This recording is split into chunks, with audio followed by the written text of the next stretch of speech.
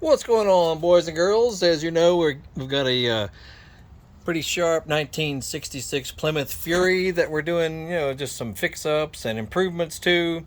And the latest thing here is the external fuel pump. It already had a, fancy dancy Edelbrock racing fuel pump, but it was just too loud. So I thought I'd try a different one. So I got a very expensive Holley Blue fuel pump, also just too loud. And you'll notice, the tricks of the trade that, the experts tell you and the pros tell you is to make sure you mount the fuel pump as low as possible compared to the fuel pump, which is, right there, of course, because you want the gravity feed to go to it as easily as possible from the fuel tank. All right, no problem. I've just completed my installation here. And I noticed also on the other fuel pumps, this is the fuel line that goes to the front of the car, and it had some high frequency vibration to it. So I thought, all right, I'll see if I can insulate it with something, see if that would help. That's why it's already on there, and I might as well keep it there because it'll keep it insulated, could keep heat away from it, that sort of thing. So that may not be totally necessary, but I did it, and try to do it as cleanly as possible with clamps and that sort of thing. And just showing you guys what it looks like. You got two wires for it. You got your ground wire that needs to go to the frame of the vehicle, and then your power wire that comes from your relay or from your switch or whatever, 12-volt power. This guy right here that goes all the way to the front of the car for me. Fuel filter goes from the fuel tank to here, and some people do a fuel filter even after the fuel pump.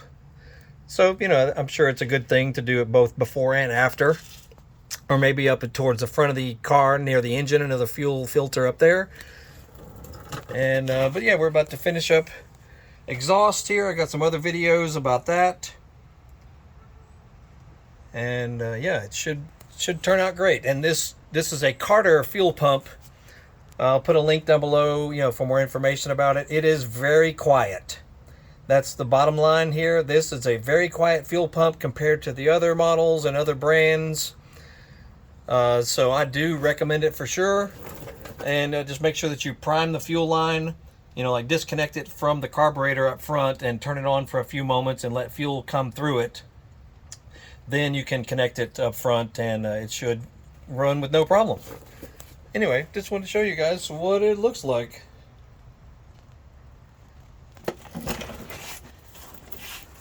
I'm pleased. I'm pleased with it, definitely. I'm definitely no expert on older classic cars, hot rods, that sort of thing. I'm mostly a motorcycle kind of guy. But yeah, I'm pleased with how it's turned out. So yeah, if you're having trouble with a noisy fuel pump and you've tried all the tricks of the trade to quieten it down and it's just not working for you, try a Carter fuel pump. You can get them at Summit Racing or on Amazon. I'll put a link down below for this particular one.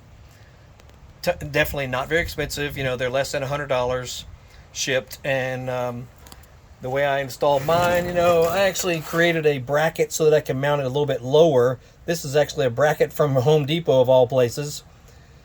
And so I had to fasten that to the bottom of the frame rail because I wanted the pump to be as low as possible.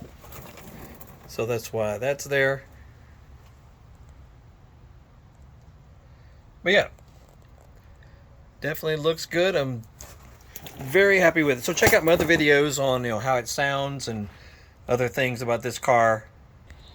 And yeah, we got all kinds of videos in addition to this car. Motorcycles, hot rods, classic cars, newer cars, trucks, Jeeps, Hummers, Cadillacs, Mustangs, all kind of stuff. But this is a 66 Plymouth Fury III.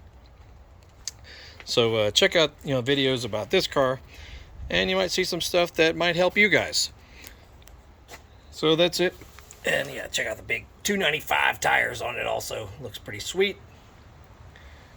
And we'll be finishing up the exhaust on it hopefully in the next day or so.